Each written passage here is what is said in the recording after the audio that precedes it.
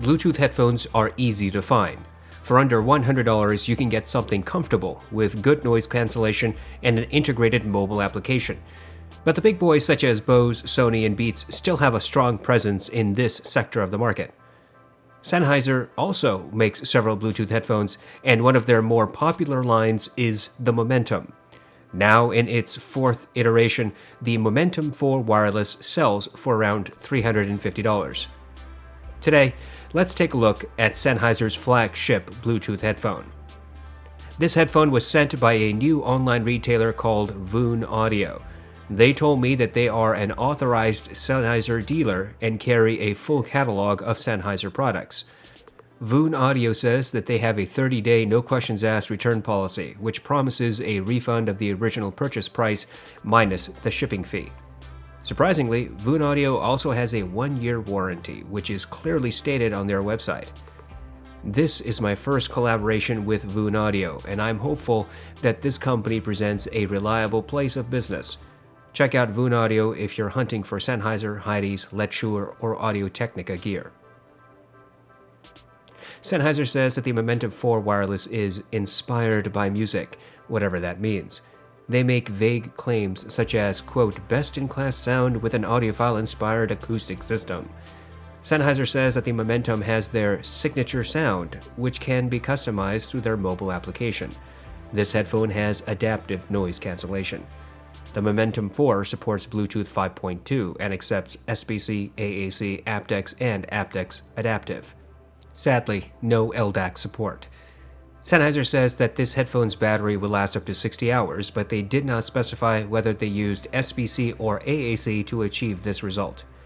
Interestingly, the Momentum can connect to 2 devices simultaneously, and up to 6 devices can be stored in its memory profile. However, audio playback is possible only through 1 device at a time. The Momentum has connectivity through Bluetooth, 3.5mm audio jack, and USB-C. If you decide to use the USB connection, you will need to select the headphone from your audio output device manager. Overall, Sennheiser does not provide any information about the sound signature. The Momentum 4 is primarily a plastic headphone, though the plastic feels fairly robust. The ear cups swivel 180 degrees in either direction, but do not fold. They have some vertical adjustment as well. The headband, ear cups, and yokes are seemingly all the same plastic material. The earpads employ regular foam padding covered by pleather. The earpads are replaceable, though they are proprietary.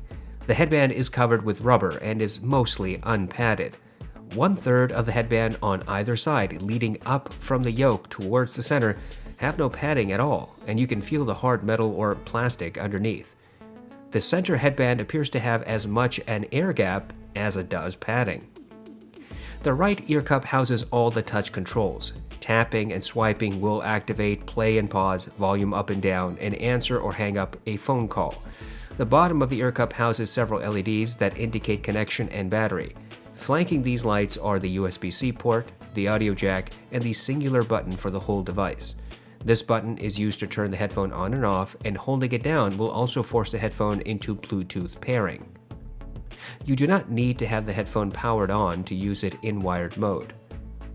With the Momentum, we get a form-fitting hardshell case, a USB and audio cables, and a flight adapter. Sadly, no spare ear pads. Finally, regarding comfort, I found the Momentum surprisingly comfortable. The ear pads sit around my ears. The clamping force is lighter than that of the HD6XX and similar to that of the Anker Q30. I can feel the pressure from the headband, and frankly, soft padding would have been much better than what Sennheiser decided to use instead. I can wear the Momentum for about 2.5 hours before needing a break, due mostly to the headband pressure.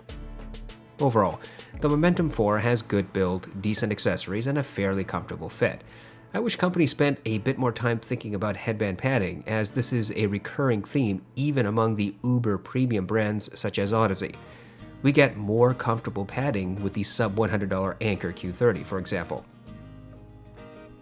To test the Momentum 4, I used it in wired mode, connected to my Army ADI2 DAC, Low 2 PAW S1, and the EcoZerta ITM03.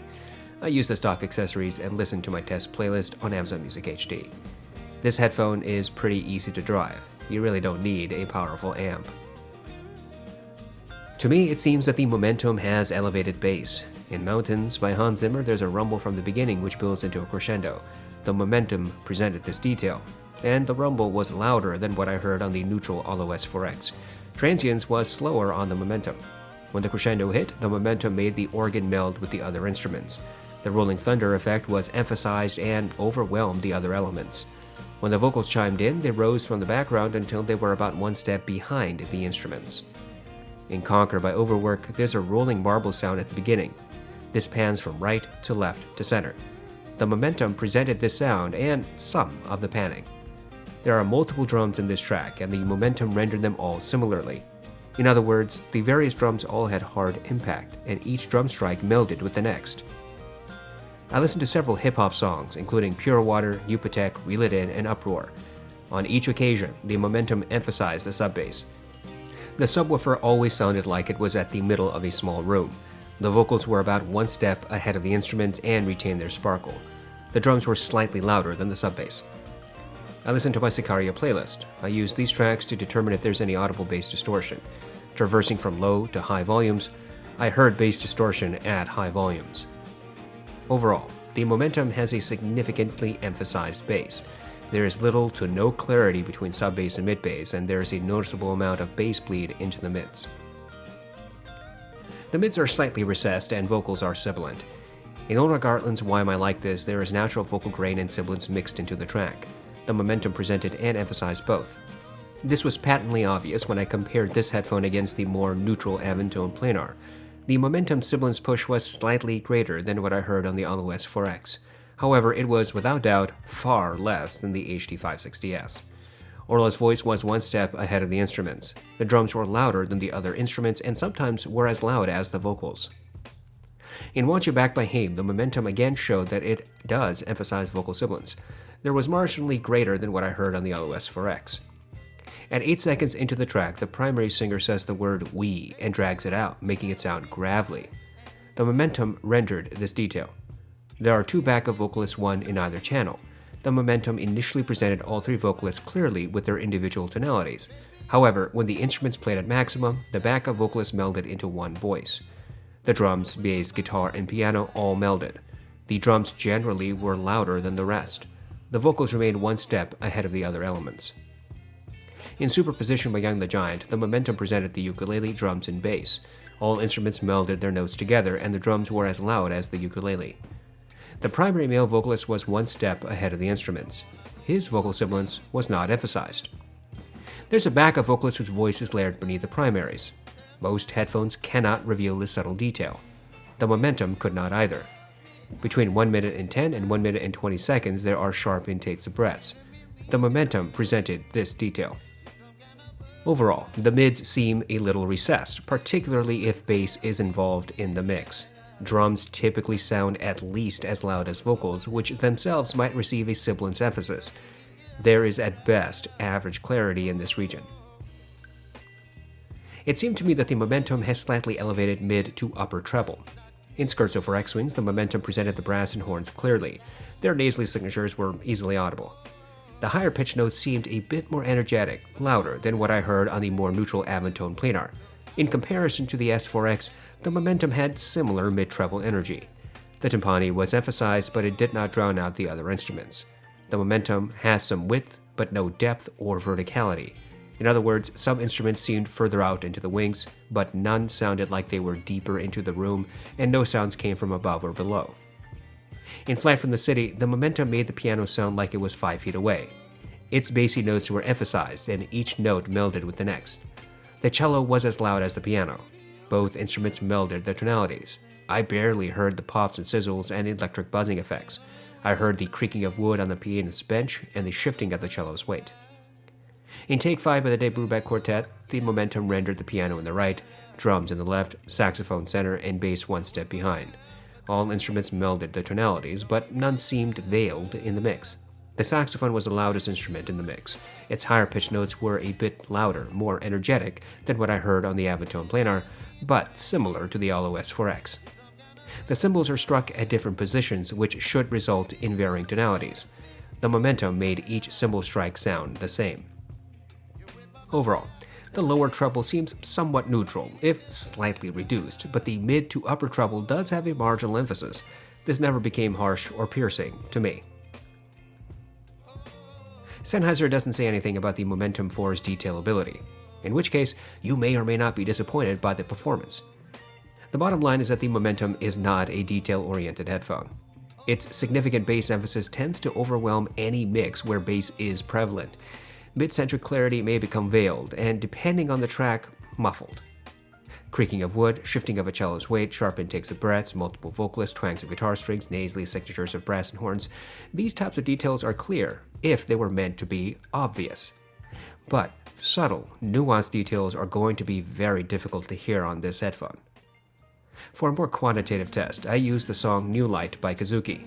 This track has layers of details, including the sound of children playing, wind, rustling of grass, synth, piano, and footsteps. I count the number of steps I can hear in the first 60 seconds. The Sennheiser HD800S presents 22 footsteps, the Focal Clear, 18. The Austrian Audio HiX65 presents 16 to 17.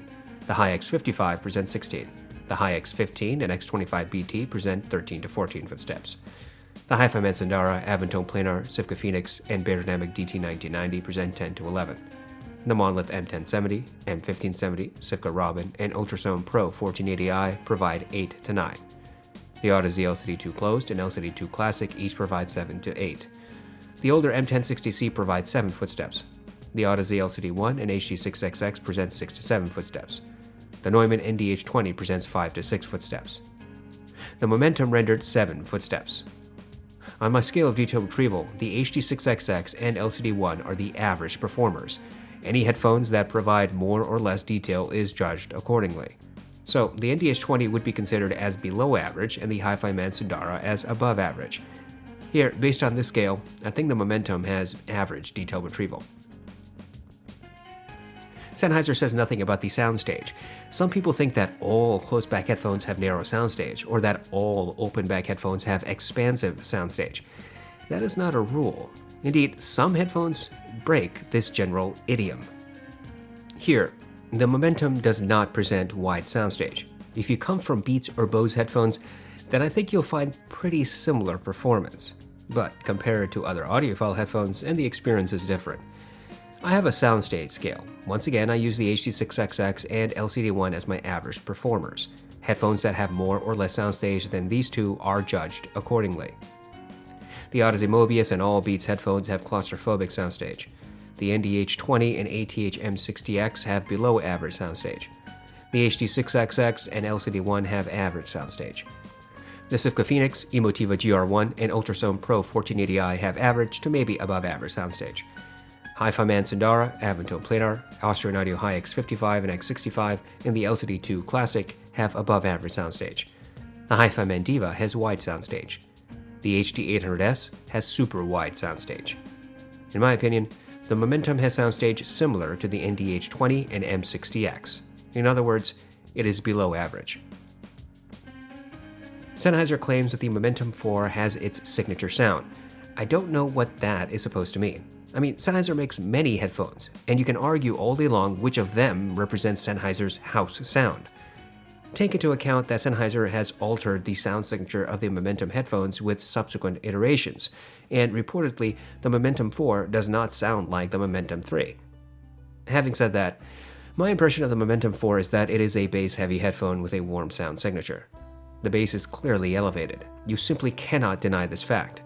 Sub-bass receives a significant emphasis, and there is little to no separation between sub-bass and mid-bass. The bass bleeds into the mids.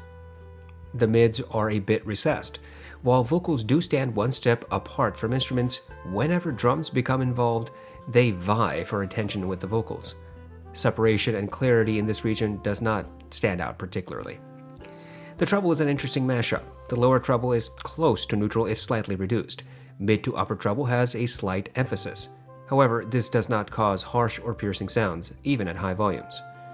The Momentum 4 has average detail and below average soundstage. I don't think this is a balanced sound signature. When bass is the prevalent element and the signature tilts quite a bit in that direction, then it's simply a bassy profile. That's what you're getting with the Momentum. If you like rumbly, thumping bass, then the Momentum 4 might be your cup of tea. If you're hoping for neutral or clear sound, this is not the headphone for you. We need to compare products so that we know how to spend our money. Here, we're going to compare the Momentum against the Clear Audio Alpha and the Anker Q30. For these tests, I plugged each headphone into a passive AB switch that was connected to my RME-82 DAC. I used the stock accessories and listened to my test playlist. I tried to volume match. And, as with the other tests here, I did not activate noise cancellation or any other EQ. The Alpha and Momentum have similar bass emphasis. Both push sub-bass above neutral, and neither separates sub-bass from mid-bass. However, it seemed to me that the Momentum had more bass bleed into the mids. Transients was similar between the two. The mids are a bit different. While the Momentum sounds recessed, the Alpha has a slightly forward presentation. Both headphones render vocals one step ahead of instruments. When drums are prevalent in a track, both headphones tend to make them the loudest element.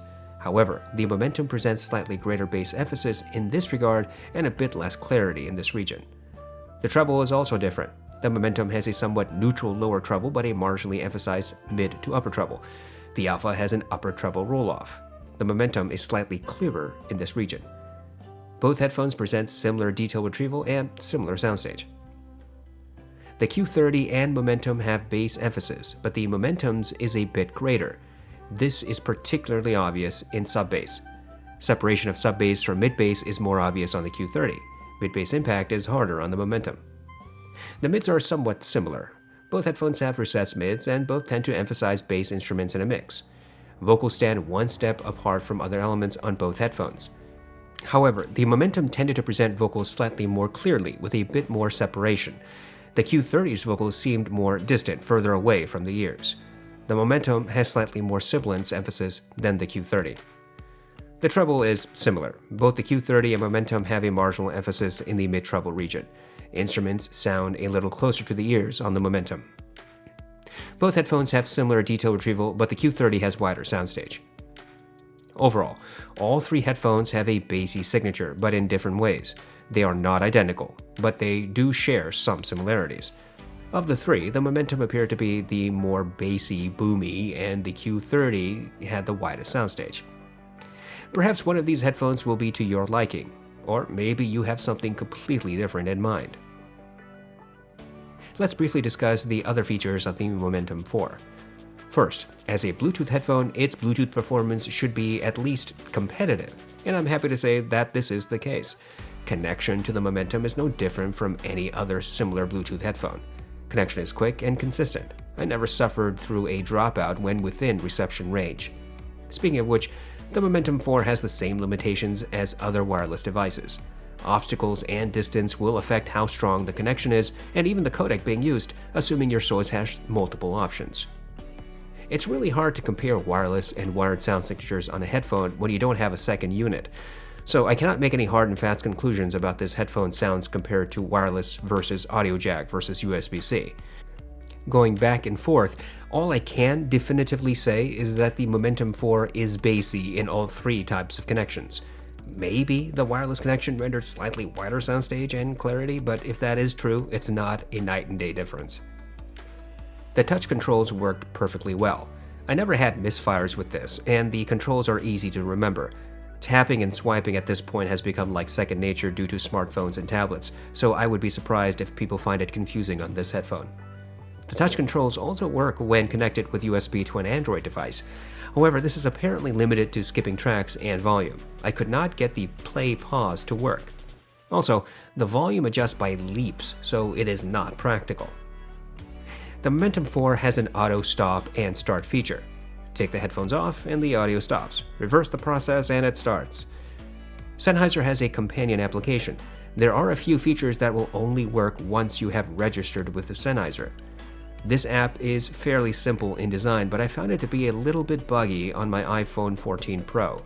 I encountered a few instances when I had to restart the app because it stopped responding, but considering that Apple has recently admitted to the iPhone 14's sluggish performance, maybe that's more an Apple issue. Anyway, within the app you can select among your various previously connected devices. You have access to the equalizer. You have a 3-band EQ with 6 decibel shift up or down. There are quick access sound modes where you can activate bass boost or podcast mode or both. The app does not show how this alters the frequency. You have access to 6 presets. They all sound a little different from each other. Strangely, there's no off selector or even a toggle for flat, which is essentially considered a no EQ applied function. If you select one of the presets, you have to manually change the sliders down to 0 to get back to the stock tuning. There's also a sound check option. This lets the app create a custom EQ based on the music you're listening to. You have to select among 3 options over the course of 3 pages, and then you'll get an EQ preset. Frankly, while this did work, it might simply be much faster to use the EQ sliders yourself, because it results in the same thing. Sound Zones uses your phone's GPS to geotag places in the app. Once you get to a location, your specific presets will load into the headphones. So you can select EQ and noise cancellation amount for your gym, and a different combination for work, and another one for your home. Whenever you arrive at these locations, these presets will load accordingly. This is an interesting feature and one I haven't seen before, and it works. The app also lets you control active noise cancellation. The noise cancellation is actually pretty good. Typing on my keyboard, clicking on my mouse, and casual conversations a few feet away get drowned out. Even better, Sennheiser's noise cancellation does not cause pressure on my eardrums, unlike with older Sony headphones.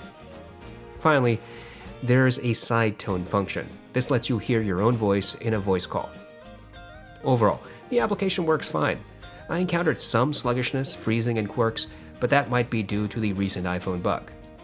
The app is rather simplistic, however. A 3-band EQ is laughable. The sound check feature is a bit pointless since you can achieve the same thing through the EQ. The Sound Zones is a neat idea that works and might be useful. And noise cancellation is pretty good too.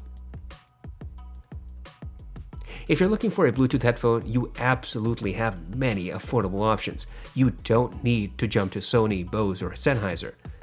Anker, for example, makes some very competitive headphones for around $100. Their build quality is not the same as with the big boys, but you do get a comfortable design, a feature-rich app, and similar accessories as you would find with the more costly alternatives. But maybe you'd rather buy from a big-name brand. Is $350 an agreeable price for the Momentum 4 in that case? I think that depends on what you're looking for. If you're out for affordable, then no, the Momentum is not value. On the other hand, if you want a well-built, reasonably comfortable headphone with the sound signature and features of the Momentum 4, then I'm sure you can find plenty of reasons to rationalize the purchase. I do have a few gripes about Sennheiser's headphone. First, I think it's silly how this and other companies failed to implement memory foam padding in the headband.